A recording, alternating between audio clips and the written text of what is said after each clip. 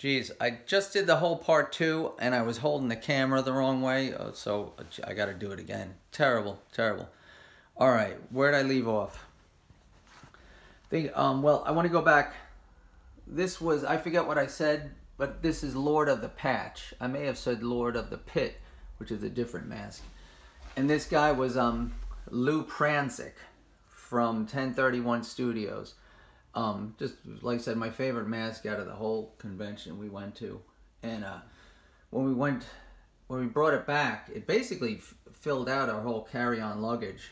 And Lynn got like the express thing through security. I had to go through the whole 9 yards. So I gave this to Lynn, and she got some looks when they ran the suitcase through the x-ray. The guy was like, you know, is that what I think it is? And she had to explain herself. So this is, this is Jordu Shell. Again, you know, very well-known guy. That's one of his sculpts done by Death Studios. This mask here, I was given to me by this husband and wife duo called Berza. And I did a couple bass tracks for them. They played a backing tracks. And they sent that to me as a gift, which they didn't need to, but it's a cool old Freddy Krueger mask. Pretty old, and it's, you know, it's in good shape, very good condition. This guy, the movie was The Funhouse. You know, that was a really good movie. All right, I'm stepping over old bases here. This is the other mask we bought from the Mask Fest. You wouldn't think there'd be mask conventions, but there's one called Mask-a-Palooza too, believe it or not. I'm not really into aliens, but I thought that was, I liked something about that one struck me. Now this mask here, it's not really a mask. You see this, it's pretty small, but this is actually done by Jordu Shell. Now his stuff is, you know, incredible and very expensive. He ran a 40% off sale, and a 40% off. I think this was still around $300. I just always wanted a piece of his. You know, his full size sculpts are in the thousands. But you know, that's still his sculpt. That's one of his sculpts too. Did I miss anyone? This is the Jester.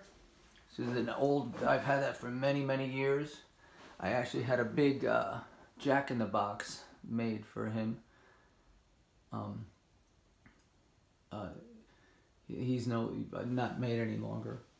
Excuse me. And let's see, that one's called Briny Deep, I believe. No, yes, I think Briny Deep. What else? This also the Jeff Time, who owns Death Studios. He sculpted. It's a one-man show. His sister helps out with some of the office stuff and a little bit of painting and stuff like that. But he basically does all the sculpting, painting, and production.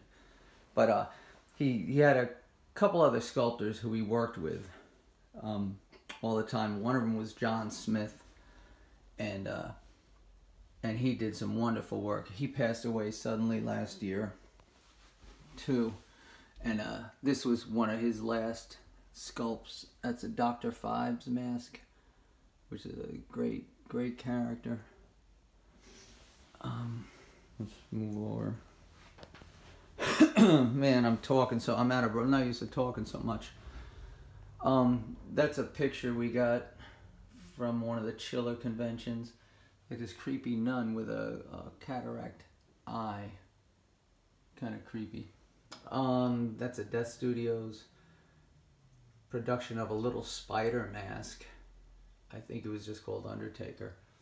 I'm not sure if he was supposed to, based on maybe the guy from Phantasm. I don't know. This is another John Smith sculpt, Mr. Hyde. That's a wearable mask. Most of my masks I buy are what they call display quality, meaning they don't have vision holes. They're not made to be worn. This is one of the few wearable masks I have. You see the eye holes and can you see? Your little breathing. But a lot of these other masks don't have them. Most of the masks I bought when I started buying them, they were for I would make large scale Halloween figures. How come I'm out of focus? Uh-oh, hold on. There we go.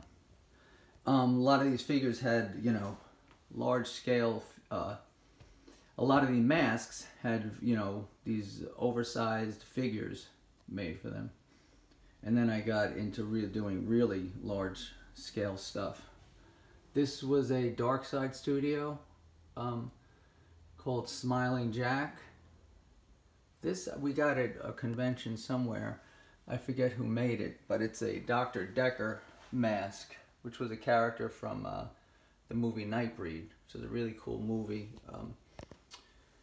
The guy who did Hellraiser, Clive Barker movie. This is, I forget who sculpted that, either Eric Austin or Eric Lubati. I think it was called Arachnoid. It's a cool mask. And this is probably my favorite mask. It was in the first batch I got from Death Studios. I think it's just called Vampire, but it's actually the Mr. Barlow character from Salem's Lot. And you can see these masks, the latex is just nice and thick. You know, nothing like you'd find in a store, But for the quality of the mask and the detail, and the price is just, you just can't beat them. Because they are, I think, fairly reasonably priced. I forget what he's called. Headsman or something like that. He's called Junior. Kind of like a kind of beefy mutant guy with a little kid's mask on. And then here's the Cyclops row here. It's called a Gargantuan, I think. And neat. This is an old, I believe this was Jeff's personal copy. Somehow my brother-in-law got it years ago, and I wound up with it. This was a licensed mask he did, the Seventh Voyage of Sinbad, Ray Harryhausen's Cyclops design. Real neat. And this is a Dark Side Studios. I think he was called Psyche, C-I-K-E. Just to keep with the Cyclops thing. This is Reptile. This was an old mask from Death Studios that he brought back, I think, last year. And he said everything about it's a pain in the ass. So he doesn't think it's going to be around much longer. This is Rawhead. I did kind of like the design of that. I've had this one for probably 25 years. It's just a classic, Grim Reaper. And another skull, Death Studios, called a Medieval Dead. Has a, large kind of cowl there. This is an old one, I think just called Shock. And I think it's based on an old, 60s or 70s zombie mask that was done by Vern Langdon. I'm not really a historian. I know some basic information on masks. This is just a scarecrow design by Death Studios. But one of my favorite masks is very simple and very effective. Always looked great out in the display. I forget what his name is. It's a Death Studios.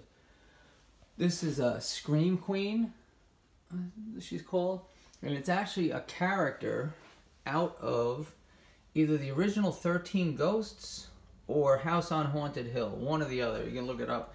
Look up the witch or old lady from either of those movies and you'll see her. That's another John Smith sculpt. And the fella John Smith, a lot of his designs were on that base that I had painted, that NS Designs base. And there's Tor Johnson. I finally got around to getting him because he's been my avatar for as long as I've been on YouTube. The reason I picked that was I'm putting videos on YouTube, and I was like, well, I'm not putting my face on there, so I just kind of picked him as my avatar. He's, I believe, he's the most popular Halloween mask ever produced. Did more versions of Tor Johnson than just about anything else. I forget his name. It's kind of a bat vampire design. That's called DOA. And I think I'm not sure if who did this, if it was Jeff or John Smith. It's a Franken zombie, which is really kind of a neat design. And there's some figures you've seen around here. I'm not really into figures, but I got these because I made very large scale figures based off of them. Not this one. Maybe sometime in the future I'll do that. But I made like a 9-foot tall version of him and the Frankenstein. So it's just good to have to get measurements off of to bring my things up to scale. This thing was like $100 cost me. It's like an older piece that hasn't been made in a long time. That's called Mr. Skin. It's kind of like a zombie devil thing. And this is a very old one too. One of my favorites. Just has a great expression on it. Just really kind of changes depending on your perspective. And it's funny because his name is Scratch, and if you remember, this is Old Nick. So Lynn used to be pretty up on the names, and she'd always refer to him as Old Snatch, and which is always always good for a laugh. And this is kind of a reissue of an older Death Studios mask. It was resculpted, and that's called Alien Dead. What else? Oh, geez. I'm going to take a sip of coffee. Hold on.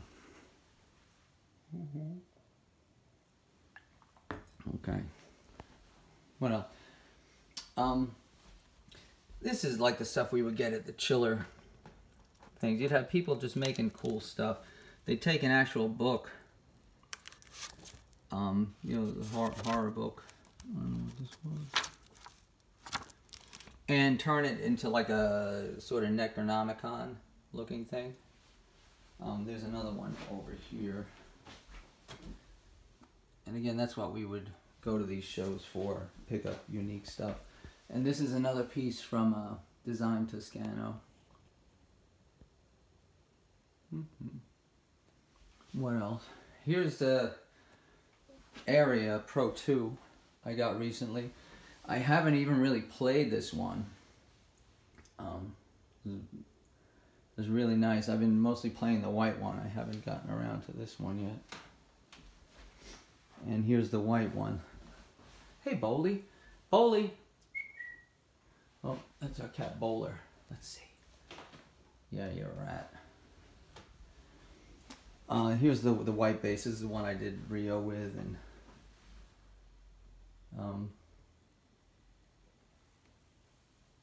very nice bases. I'm pretty happy with them. Well, I think we wasted enough time. I hope everybody, stays smart and stays safe and stays healthy. And nice talking to you. Talk to you later.